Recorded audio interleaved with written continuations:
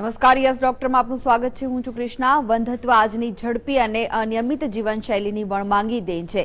વંધત્વને નિવારવાના હવે આધુનિક ઉપાયો પણ ઉપલબ્ધ છે. આઈવીએફ, આઈયુઆઈ અને ટેસ્ટ ટ્યુબ બેબી જેવી ટ્રીટમેન્ટ હવે દંપતીને માતા પિતા બનવાની તક આપે છે. ત્યારે દર બુધવારે જીએસટીવીના માધ્યમથી અમારા નિષ્ણાંત આ અંગે માહિતી અને માર્ગદર્શન આપે છે. તો આ સાથે જ શરૂ કરીએ યસ ડોક્ટર.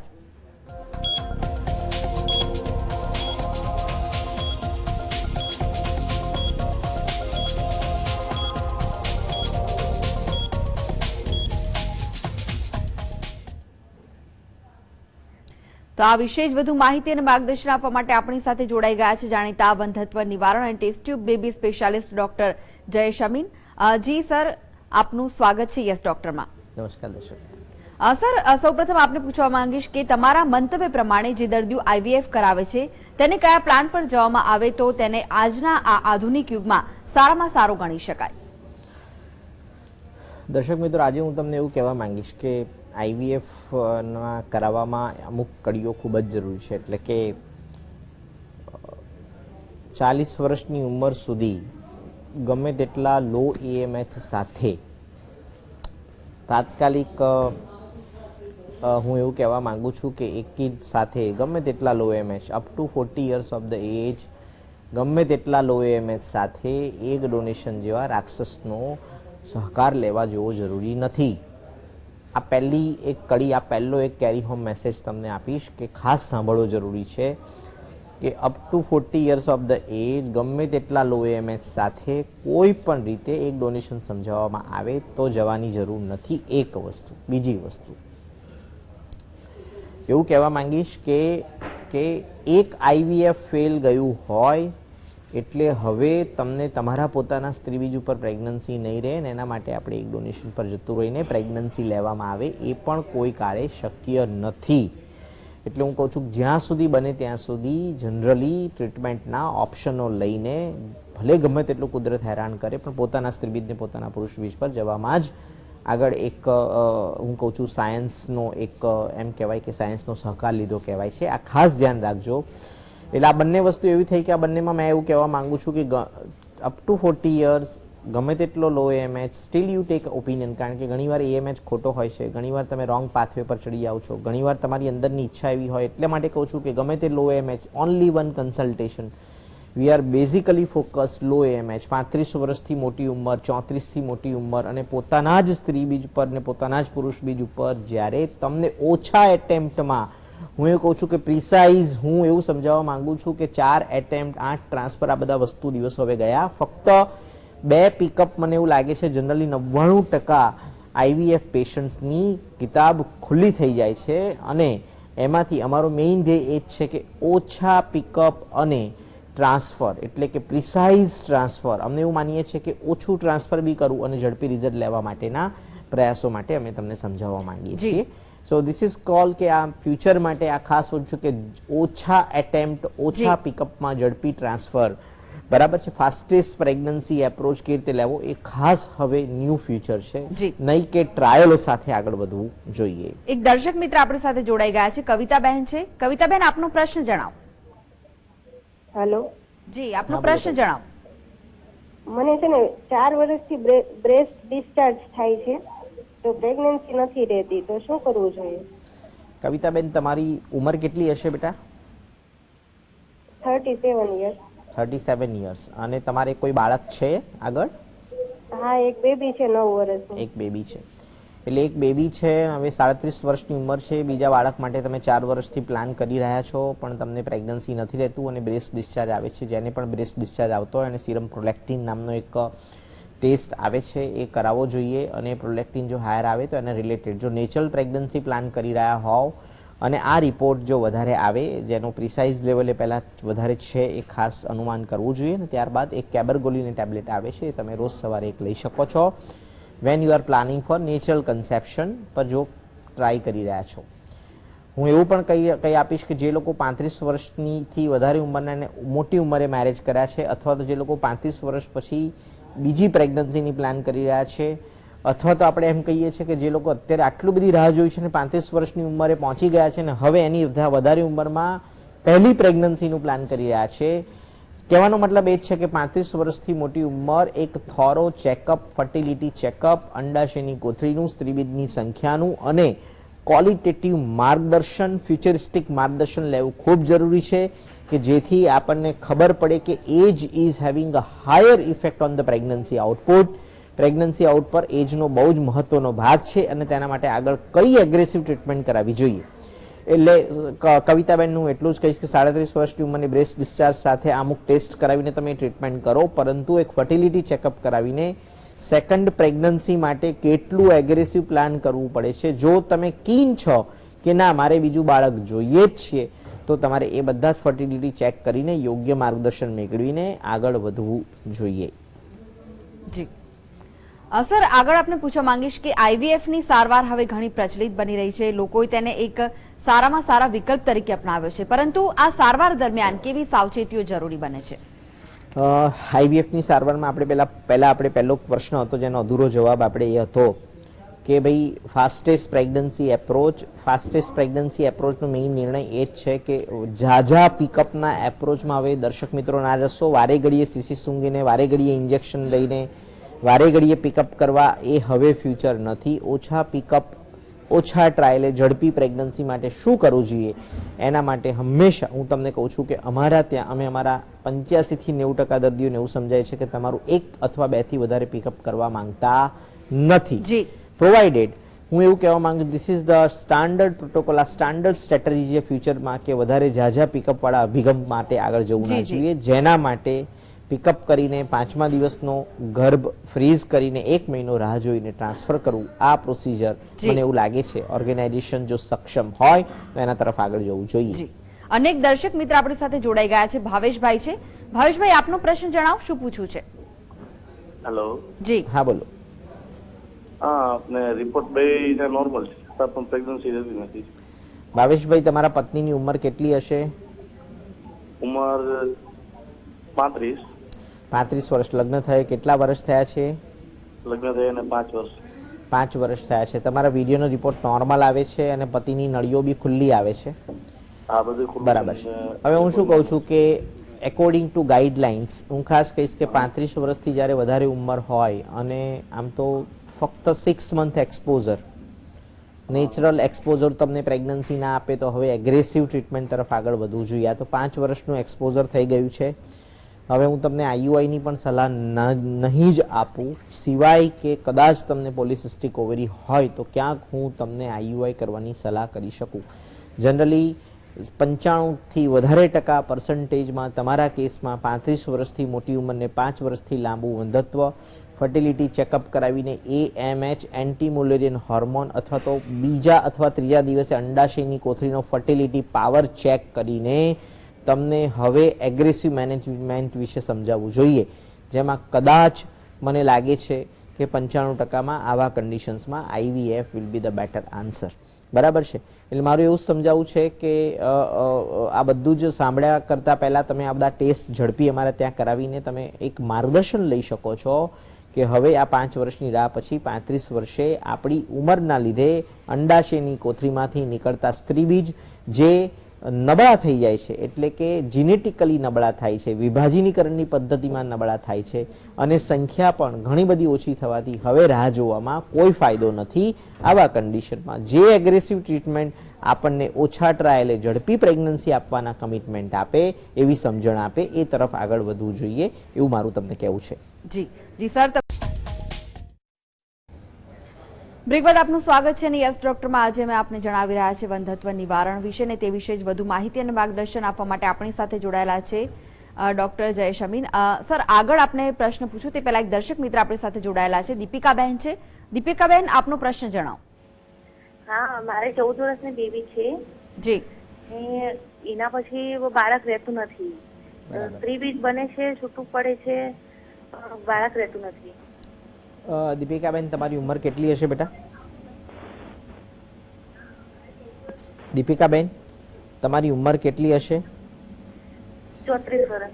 34 વર્ષની ઉંમર થઈ છે. દીપિકાબેન, 34 વર્ષની ઉંમર છે અને 14 વર્ષની બેબીમાં આપણે ગણી શકીએ કે છેલ્લા 6 થી 7 વર્ષથી તો તમે ટ્રાયલ કરતા જ હશો. નેચરલ પ્રેગ્નન્સી માટે, અને ઓલરેડી પહેલી પ્રેગ્નન્સી આપણને નોર્મલ રહી છે એટલે આપણે એમ કહી શકીએ કે એવી કોઈ ઝાઝી મોટી તકલીફ નથી, કે સ્ત્રીબીજ બનવાની પ્રક્રિયા તો ઓલરેડી પહેલાં નોર્મલ છે અને અત્યારે પણ નોર્મલ જ છે.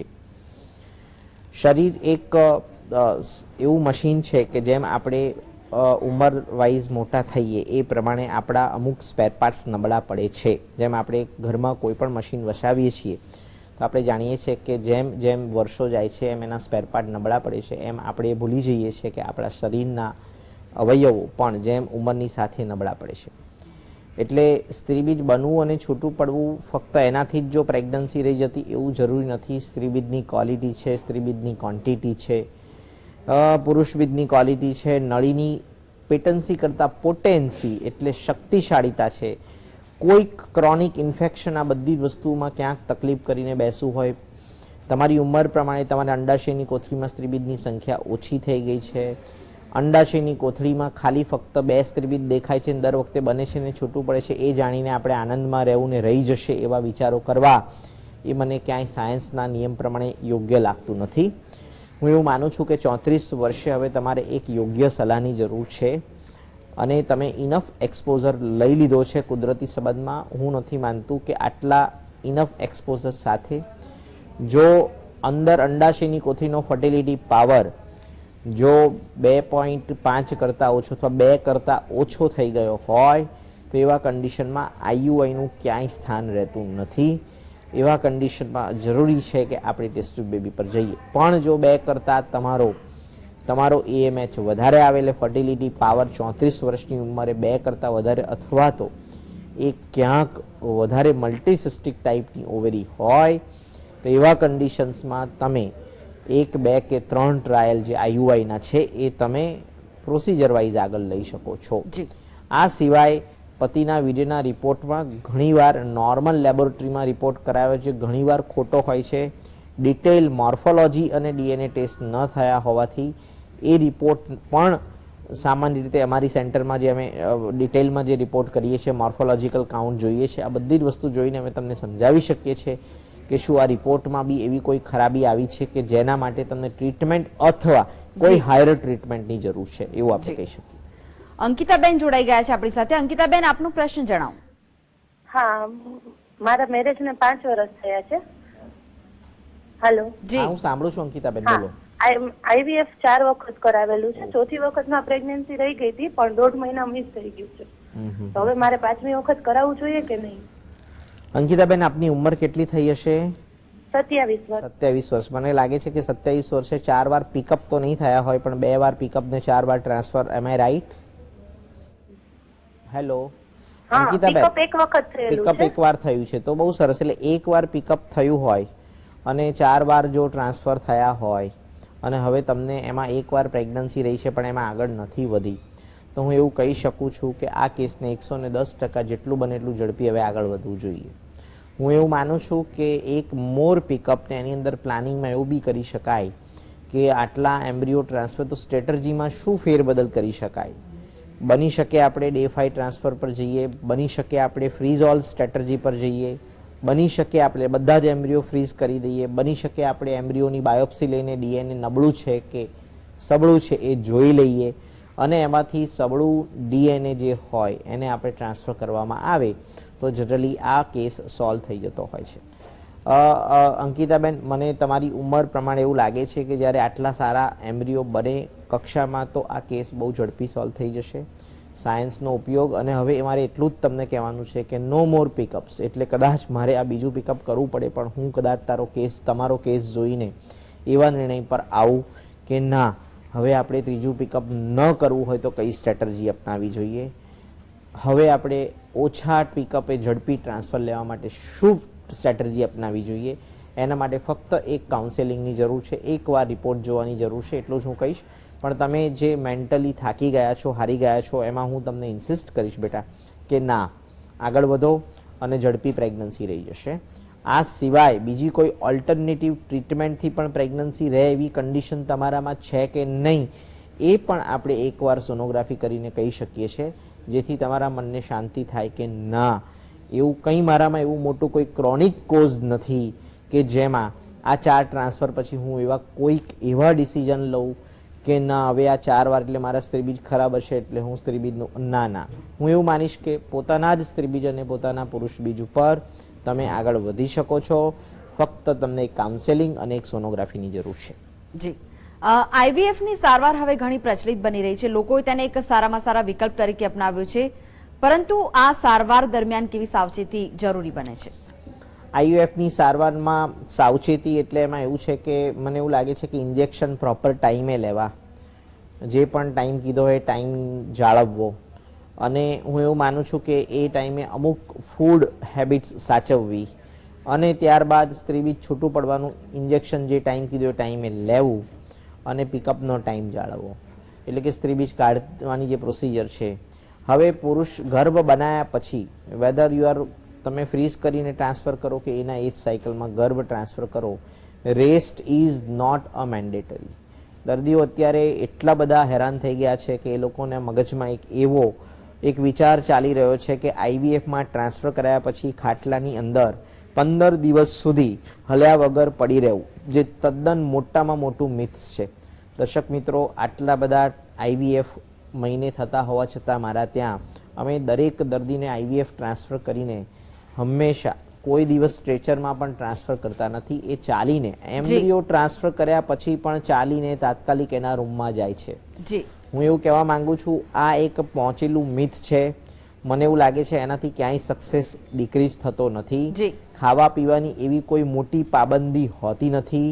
તમારી લાઈફસ્ટાઈલમાં ક્યાંય તમારે એવી કોઈ મોટી રજાઓ અને આરામનો ક્યાંય જરૂર નથી. આ એક સાહજિક પદ્ધતિ છે જેના માટે કોઈ ટાઈમિંગ લઈને રેસ્ટ મળે, કોઈને બોલાવીને ઘરે મને રેસ્ટ મળે ત્યારે જ કરાવવું, એ સમાજમાં પહેલું પડેલું એક દૂષણ છે. જી, એક દર્શક મિત્ર જોડાઈ ગયા છે, કવિતાબહેન છે. કવિતાબહેન, પ્રશ્ન જણાવો આપનો. કવિતાબેન, આપનો પ્રશ્ન જણાવો. હેલો. હા, બોલો કવિતાબેન. મારી છોકરી 7 વર્ષની છે. તમારો અવાજ બહુ જ ધીમો આવી રહ્યો છે, સ્પષ્ટ રીતે અવાજ સંભળાય. જી, પ્રશ્ન જણાવો. હા, હું એમ કહું કે મારી છોકરી 7 વર્ષની છે ને મારે પાછા પ્રેગ્નન્સી રાખવી હોય તો શું કરવું? કારણ કે મારી 2 નળી બંધ છે. શું થયું છે? નસ 2 નળી છે ને તે મારી બંધ છે.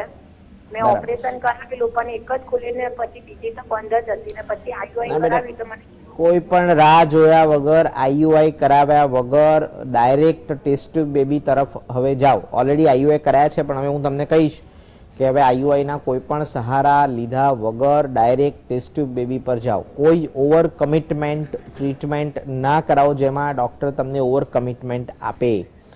હું એવું માનું છું, ઓલરેડી ટ્યુબ બંધ હોય ને ઓપન કરાવવામાં એક બંધ ને એક ખુલ્લી હોય, અને એમાંય આપણને ખબર જ છે કે હવે એની પેટન્સી ઇઝ નોટ ઇમ્પોર્ટન્ટ, પોટેન્સી એટલે કે ખુલ્લી છે કરતાં શક્તિશાળીતા પણ એટલી જ ઇમ્પોર્ટન્ટ છે કે એ શક્તિશાળી છે કે નહીં. તમારો હાથ છે પણ એ પેરાલાઇઝડ હાથ હોય તો એ કામ કરી શકતો નથી. એવી રીતે નળી આંશિક રીતે ખુલ્લી હોય પણ એ પેરાલિસિસ થયેલી કહેવાય, એટલે કે જો એ શક્તિશાળીતા વાળી ના હોય તો એ ગર્ભ બનાવીને આગળ ધકેલી શકતી નથી. એટલે પ્રોપર ટ્રાયલ પછી આ ટાઈપની હિસ્ટ્રી પછી મારે એટલું જ કહેવું છે કે બેટર કે તમે નળીને એવોઇડ કરીને ડાયરેક્ટ ટેસ્ટ ટ્યુબ બેબીથી ગર્ભ બનાવીને ગર્ભાશયની કોથળીમાં મુકાવડાવો. જી જી સર, તમે અમારી સાથે જોડાયેલા રહેશો આગળ પણ આ વિશે. યસ ડોક્ટરમાં આપનું સ્વાગત છે, અને આપણી સાથે જોડાયેલા છે ડોક્ટર જયેશ અમીન. સર, આગળના સવાલો પર ચર્ચા કરીએ તે પહેલા એક દર્શક મિત્ર જોડાઈ ગયા છે, ધર્મિષ્ઠાબેન છે. ધર્મિષ્ઠાબેન, આપનો પ્રશ્ન જણાવો. હા સાહેબ, હવે મારે મેરેજને 8 વર્ષ થયા છે, હજુ સુધી પ્રેગ્નન્સી રહી નથી. ધર્મિષ્ઠાબેન, તમે ઉંમર કેટલી થઈ હશે? 30 વર્ષ. 30 વર્ષ. તમે લેપ્રોસ્કોપી, દૂરબીનની તપાસ, નળીઓ ખુલ્લી છે કે બંધ કરાવ્યું છે? હા, નળીની તપાસ કરાવડાઈ છે, નળીઓ ખુલ્લી છે, લેપ્રોસ્કોપી નથી કરાવડાઈ. બરાબર. તમારી નળીઓની તપાસ કરાવડાઈ છે, અને તમારું માસિક નિયમિત આવે છે, મહિને આવી જાય છે? ના, નથી આવતું. દવા ચાલુ રહે ત્યાં સુધી આવે છે, ને દવા બંધ થઈ જાય તો માસિક. તમને કોઈ ડાક્ટર એવું સમજાવ્યું છે કે તમારી અંડાશયની કોથળીમાં પોલિસિસ્ટિક ઓવેરી, પીસીઓડી એટલે કે એક કરતાં વધારે ફુગ્ગાવાળી અંડાશયની કોથળી કે જેમાં સ્ત્રીબીજ બનવાની પ્રક્રિયા ધીમી અથવા તો બંધ થઈ ગઈ છે, ગોળીથી જ સ્ત્રીબીજ બને છે, એવું કોઈ સમજાવ્યું છે બેટા? હા, એટલે અમને એવું કીધું હતું કે ઝીણી ઝીણી અંડાશયમાં તમારે ફોલિયો થઈ જશે ને એના કારણે આવું થઈ શકે. બરાબર છે. અને તમારું સ્ત્રીબીજ જો બનતું નથી તો તમે હવે આઈયુઆઈ કે એવી કોઈ પદ્ધતિ કરાવી ચૂક્યા છો? હા સાહેબ 4 વખત આઈયુઆઈ કર્યું છે. બસ એટલે હવે જો 4 વાર આઈયુઆઈ ધર્મિષ્ઠાબેન કરાવી ચૂક્યા હોય તો આઈયુઆઈના એક લિમિટેશન્સ છે. પછી એમાં વધારે સારું આઈયુઆઈ કે આ આઈયુઆઈ ને એ બધું ધ્યાન રાખીએ એના કરતાં 30 વર્ષની ઉંમરે જો 4 વાર આઈયુઆઈ કરાવી ચૂક્યા હોય ઇટ ઇઝ ઓલવેઝ બેટર કે હવે તમારે એક મોટી ટ્રીટમેન્ટ તરફ આગળ વધવું પડશે. તમને સ્ત્રીબીજ ન બનવાની પ્રક્રિયા અથવા તો જે બીમારી અથવા તો જે પેથોલોજી છે જેમાં સ્ત્રીબીજ બનતું નથી, તમે ઓલરેડી સ્ત્રીબીજ બનાવીને છૂટું પાડીને તમારા પતિનું વીર્ય પ્રોસેસ કરીને નળીમાં મૂકવાની ટ્રીટમેન્ટ જેને આપણે આઈયુઆઈ કહીએ છીએ ઓલરેડી તમે 4 વાર કરાવી ચૂક્યા છો. સાયન્સ ચોપડી પ્રમાણે 6 ટ્રાયલ કહે છે, પણ હું એવું કહું છું કે ચોપડીના ટ્રાયલોને બાજુમાં મૂકીને પ્રેક્ટિકલ 3 થી 4 ટ્રાયલ ઇઝ આઈડિયલ, જે ઓલરેડી કરાવી ચૂક્યા હોય. અને જો પતિનો વીર્યનો રિપોર્ટ નોર્મલ અથવા સબ નોર્મલ કે એબનોર્મલ હોય પણ હવે આટલી ટ્રાયલ પછી હું તમને ટેસ્ટ ટ્યુબ બેબીની સલાહ આપીશ. ઓછા પ્રયત્ને ઝડપી રિઝલ્ટ.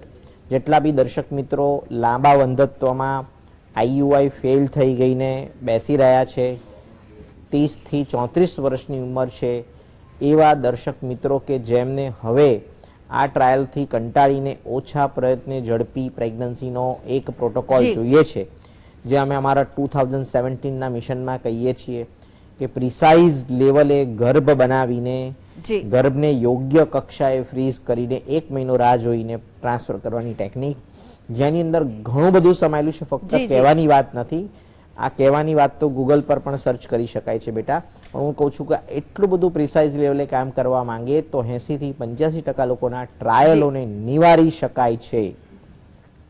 જી, આગળ આપને પૂછવા માંગીશ કે આઈયુઆઈ ની જે સારવાર છે તેની પ્રક્રિયા શું હોય છે અને તેની મર્યાદાઓ શું છે? આઈયુઆઈ વિશે આપણે જાણીએ છીએ કે એ પ્રિલિમિનરી ટ્રીટમેન્ટ. એક દર્શક મિત્ર આપણી સાથે જોડાઈ ગયા છે, દિગ્વિજયભાઈ છે. દિગ્વિજયભાઈ, આપનો પ્રશ્ન જણાવો. નમસ્કાર સર. નમસ્કાર સર, મારા મેરેજ થયે 7મું વર્ષ ચાલે છે સર. 7મું, બરાબર. Yes sir. અને સર મારે જયારે મેં મેરેજ કર્યા એના 2-3 મહિના પછી ગર્ભ રોકાઈ ગયો હતો સર. બરાબર. પણ એ ગર્ભને 2-3 મહિના વિકાસ એનો થતો નતો, એટલે 3 મહિના પછી ડોક્ટરે કીધું કે ઓપરેશન કરાવવું પડશે. બરાબર.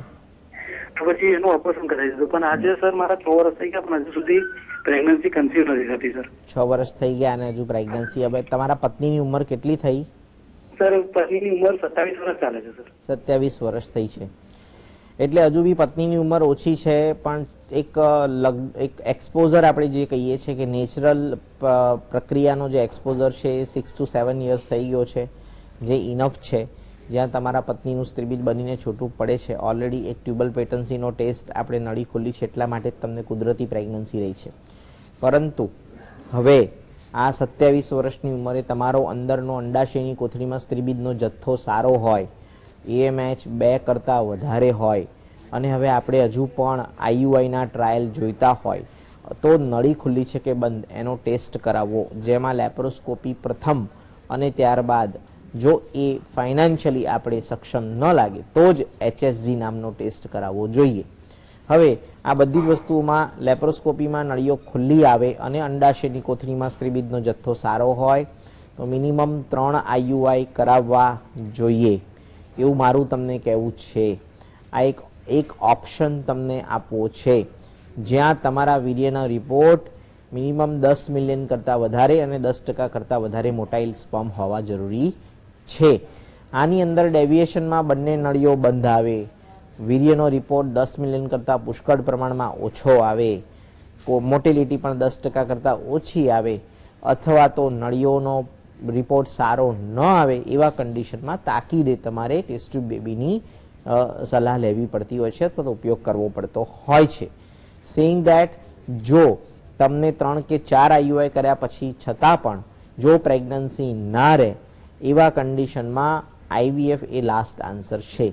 આ સિવાય ખાસ ધ્યાન એ જ રાખવાનું છે કે અંડાશયની કોથળીમાં સ્ત્રીબીજની સંખ્યા ઓછી હોય અને એટલે કે AMH 2 કરતાં ઓછો હોય એવા કન્ડિશનમાં યંગ એજમાં પણ IVF કરવું આઈયુઆઈ કરવું અત્યારે એક જોખમકારક પગલું છે. બની શકે કે તમારો ફર્ટિલિટી પાવર ઓછો હોય તો જે પ્રોસિજર ઓલરેડી નબળી છે, નબળા રિઝલ્ટ આપે છે એવી પ્રોસિજરનો સહારો લેવા સિવાય ટેસ્ટ ટ્યુબ બેબી પર જ્યાં તમને ઓછા પ્રયત્ને ઝડપી પ્રયાસના કન્સેપ્ટ સમજાવે, જ્યાં વારંવાર પિકઅપ ન સમજાવે જી. એવા કન્ડિશનમાં જ આપણે આગળ જવું જોઈએ. જી જી સર, તમે જીએસટીમાં ઉપસ્થિત રહ્યા, દર્શક મિત્રોને જે માહિતી અને માર્ગદર્શન આપ્યું તે માટે આપનો આભાર. તો યસ ડોક્ટરમાં બસ આટલું જ. નમસ્કાર.